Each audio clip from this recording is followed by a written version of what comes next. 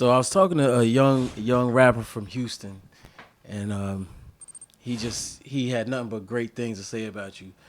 And so my first question for you is, why is Zero so legendary? I don't know. Nah, I'm kidding. I just been around for a long time, man, doing what I'm doing. I ain't never changed up. I stuck with the script that I started with, and that's kind of you don't really hear that a lot. You hear a dude starting off, hard, and end up, loving hugs, and I just stuck to the script the whole way through, and I've been around for a minute. Started out young. I'm still kind of young, but I'm definitely on some OG right now. So I mean, they'll probably take their hat out to me just for the time I've invested in it and still doing it seriously like day one. So that's probably why. And the subject matter probably too. So yeah, try to do a little different than what everybody else is doing. If everybody's going to the right, I'm going to the left. Yeah. This your first time in New York? Nah, this is not my first time in New York, but this is my first time doing the press run out here.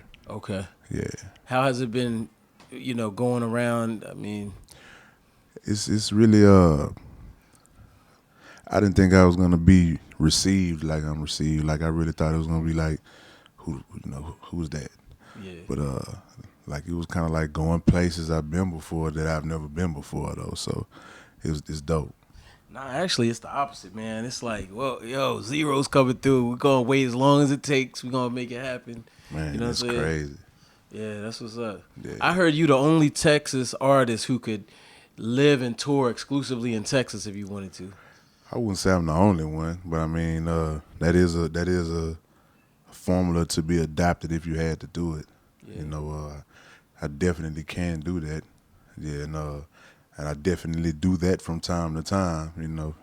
You gotta stick where you from. Well, not stick where you from me. If the call, I'm gonna take the call. Like if you come from Africa, I'm gonna try to go. You know what I'm saying? But I mean, of course, being a little, I'm not saying I'm a smaller artist, but the promo is probably smaller than the larger artists. So, they probably gonna call at home before they get the call in away from home. So definitely, Right. yeah. How have you been so consistent through the years? I mean, that's a hard thing to capture for, especially a hip hop artist, because things have changed so much through the years. Do you have a formula, or is it just staying you, or what is it? I mean, there's really no formula. It's really everybody. Like I said, everybody else is doing something different than me. And like when you in your own lane, you don't have to speed. You can just coast. While everybody, mashing the gas, trying to do the same type of rap, they moaning and, making noises now. I don't do that. So I'm still rapping. And even when it was a little bit more straight music at first, I still was doing something a tad bit different than everybody else was doing. Like when they rapping about, everybody's rapping about money and, the cars and what type of women they was having. I was, it seemed like I was the only one on problems. I was the only one on the police. Before all this tripped out stuff with the police started happening, I was on it when it wasn't cool to talk about it. So I mean, I stay consistent by staying different. Right, right. Yeah. What's the benefits of being underrated? When you underrated, I mean, it's like everything that you do, you're doing it for the first time, even though it's the 200th time. Because when you're it's a new crowd right now. And it's a lot of cats that listen to the turn up music. And, they probably might think, like, you heard this cat Zero. They might think I'm somebody new because when I started rapping, they probably was, had the big wheel. And now that they old enough to just, okay, who was this new guy? And, when you in a smart, like, from Texas, and, somebody from up here might catch me 2-3 years ago and think I'm new. Right. So, I mean, it's like every day is the first day. As long as you keep doing something that next day, every day can be the first day. You keep reinventing yourself. Right, right. Yeah. Talk about coming out, in the late '90s. It's funny. Your first album came out the year all hip hop started, which is a was a good year, 98. Right, right. But as you know, that was a competitive time. You know what I mean? I mean, It it was was. it was way different than it is now. It's still competitive, but it's more less around the talent. You know what I'm Right, saying? right.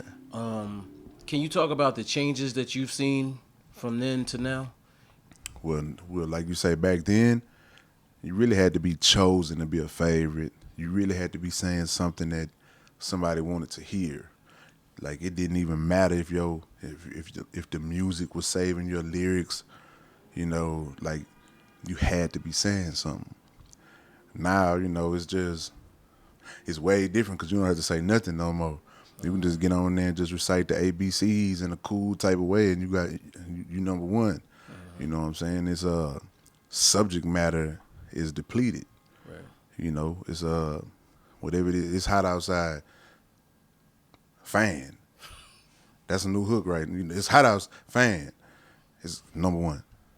You don't have to say nothing no more. Like it's no food for thought. It's no food on your brain. It's just hey man, just wear your clothes tight and and dance and there it is. That's music. Yeah. That's music now. And I mean, to people that do that, I'm not knocking them, but from my standpoint, that a guy that really, I'm not gonna just make the last two words rhyme. I really want to put some food for thought in it. I really want to make you think about something. Right. So I mean, it's no thinking going into it now. It's just that's the new music Yeah, yeah. right there. So that's what it is. Okay. Yeah. Now you have a new song called "Women Men." I Right. listened to it and talk about that a little bit, and then also, I mean, let's just talk about the state of men in hip hop. But talk about the song first. Well, women, men, like I have to explain that one a whole lot. Women, men is just really saying, the shell of a man, the unstand up guy. Right. The dude that's gonna, tell on you. The dude that grew up with you, but he's gonna give your information to his other friends so they can rob you. Most people that are alive now are having this description, women, men, shake your hand, stab me in the back. I kind of couldn't respect a guy that'll shake my hand and tell me what he got to tell me that way. I don't want to have to leave and see it on Facebook after eating. Oh man, I'm your biggest fan, and you really sitting down pen, and it's just that's what women men are, man. It's just shell of men. That's all, not a whole man, half a man. So in terms of hip hop, I mean, I keep it real. I come from an era when men were men. Right. And I mean, maybe because I'm a little older now, I see it a little differently. I'm not really sure what it is, but I definitely feel like it's a different caliber of man coming out. What do you feel about that? Yeah, I agree, man. Like I don't think a lot of these people. I don't think a lot of these people got ass whoopings. I think a lot of these people was you go in the corner, Marcus, and it's just that's punishment. Right. They don't know what that Hot Wheel racetrack feel like, that extension cord. You know what I'm saying? They don't know what that backhand and all that. When you couldn't stop crying, like, when it really hurt, Right. they ain't coming up with that no more. So when you see them out here in the streets, you know what I'm saying, they don't know how to make no fists. They just know how to shoot you. And that's why you get the different type of people that we have right now, because I ain't gonna say it's a lack of masculinity in the home. I'm just say it was a lack of discipline. You know what I'm saying? It could be in some situations, but it's always a way to you can unlearn everything you learn, and it's got to be some teachers out here to teach people the right way to walk. I mean, it's a lot of false walking going on, and it's sad. It's sad. A lot of people listen to that reel and be like, "What are you talking about? Like, you're tripping. 2 + 2 is 7." Like, that's what's going on now. So I mean, real don't even mean that. Right. Well, it do to my fans. So I'm thankful for that. No doubt. You know what I'm saying? But yeah, it's definitely a state of emergency right now with our men, with our young men especially. Do you think men are being conditioned, feminized? Do you feel men are being feminized? Hell yeah. Yeah. I mean, I don't feel it. I know it. I mean, every time you turn around, they want you soft. They want you soft. They want you talking soft. They want you to just not put up a fight about nothing. Hey, go over there and go sit down. You pull your chest out, they shoot you. Stand up for your rights, they shoot you. Walk by them too fast, they shoot you. It's I mean, that's what it is. It's they woman and they trying to woman us. Yeah. And a lot of people are receptive to it and they allow the womanizing to go on. And I don't mean womanizing where you beating on a woman. I mean where they beating you into a woman. And I mean, that's I think that's about 75% of the population. Wow, that's a high percentage. Yeah, it is. But just when you walk out of here, just cut the TV on and see what they're broadcasting to your sitcoms, your movies, the news, and telling you that certain type of stuff is okay when you were brought up to where, boy, if you do that, I'll beat your ass. Now it's, boy, if you do that, you real. So I mean, exactly.